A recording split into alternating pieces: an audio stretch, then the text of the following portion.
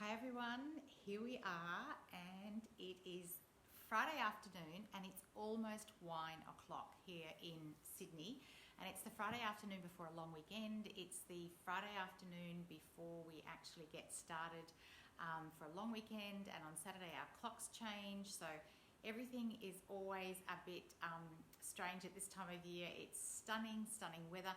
But I just wanted to bring you this because I've listened to the most fantastic, fascinating podcast interview, and I wanted to tell you about it. And I'm going to be talking more about it on Monday. But I just wanted to be able to send you the link. Hi Sophie, lovely to see you there. Oh my gosh, it's morning in London. You must be watching as an early bird. And my cat is actually asleep, so I'm trying to talk quietly so I don't disturb her. Anyway, here we go. So I have listened to this podcast interview, and if you want to listen, how could I put the link in straight away on my camera? I'll figure that out.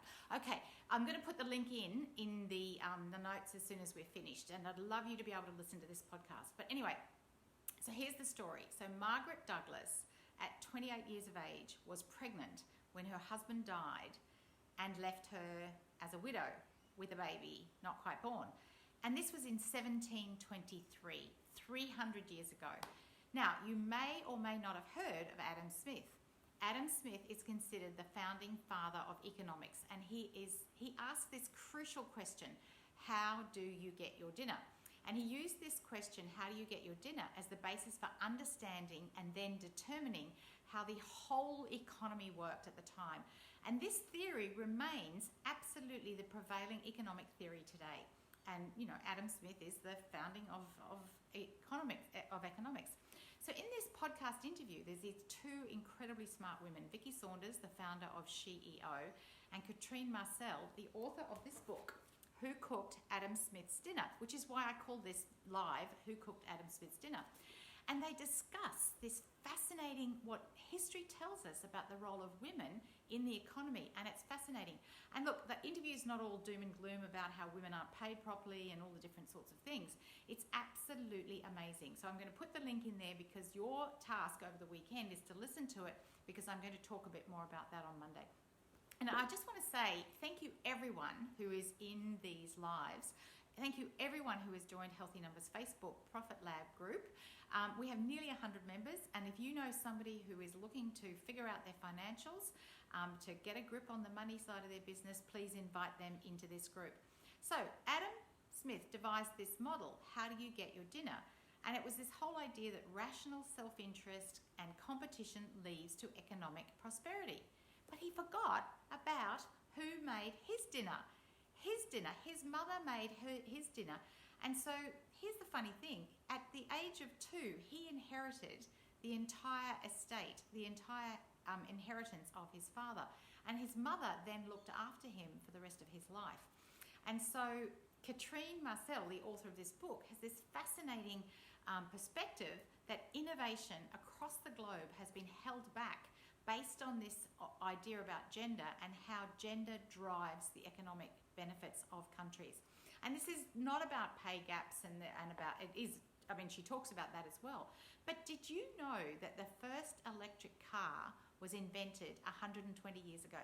The first electric car was invented 120 years ago. And do you know why?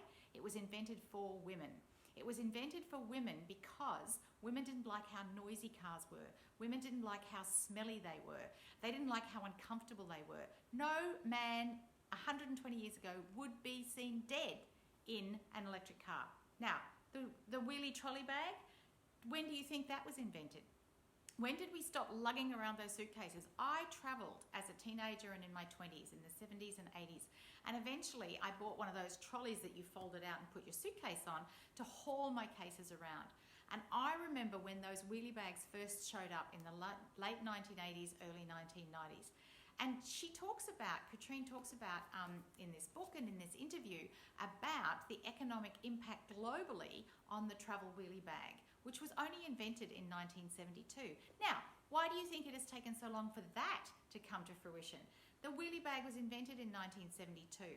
The wheel had been around for 5,000 years, and we already had landed on the moon by then. But why did it take so long to do that? Because like the electric guitar, this suitcase on wheels was seen as a woman's thing, and so few women travel on their own, and no man would have been caught carrying a bag on wheels. How things have changed. Anyway, in that interview, honestly, please watch that interview. There's more than just these bits. There's fascinating discussion. It's truly hopeful. It's truly insightful. It's a rewriting of some of the history that we know. I cannot suggest strongly enough that you listen to the whole episode. It will help to expand your thinking. And Katrine Marcel says, economics needs feminism and feminism needs economics. And so if you think I sound excited about this podcast interview, I absolutely am. You are right, because it's absolutely about changing our thinking.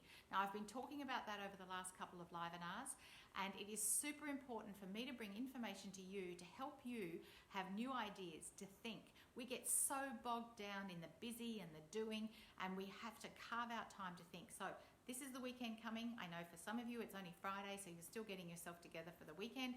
And, it's Saturday and Sunday. It's a 30-minute interview. I'm putting the link in the notes. So here's the 3 things that my call to action, from this webinar. Please listen to the podcast. If you know somebody else that would like to listen to it, share it with them. Invite them into Healthy Numbers Profit Lab to be part of this, or just send them the link anyway. And come back on Monday for the webinar, because I'm going to talk about one other really important aspect that is discussed in this podcast, and it's about how women, this is the last mile in the feminist journey. The last mile is women taking charge of their money. The world is going to change when women take charge of their money. And trust me, we have been allowing ourselves to be bluffed by you're not good at maths or you're not good at financials. Seriously, if you're listening to this, every single one of us is capable of doing maths. Every single one of us is capable of understanding the numbers. And I tell you, when you start to figure out your financials, the reason that we're told this is to just keep things the way they are. Like, think about the electric car. There's other examples in that interview. Anyway, I'm going to check out now. Have a fantastic long weekend.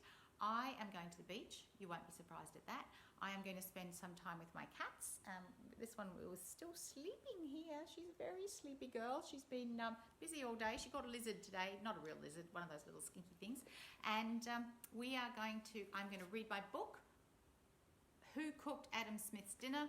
And I look forward to seeing you on Monday, because I'm going to share some more information about that and how we as women can take care of our financials, and it will make a huge difference in the world. Thank you very much. Thanks for being here. I'll be pinning this in the live so that everybody can catch that link. Thanks so much. Thanks for being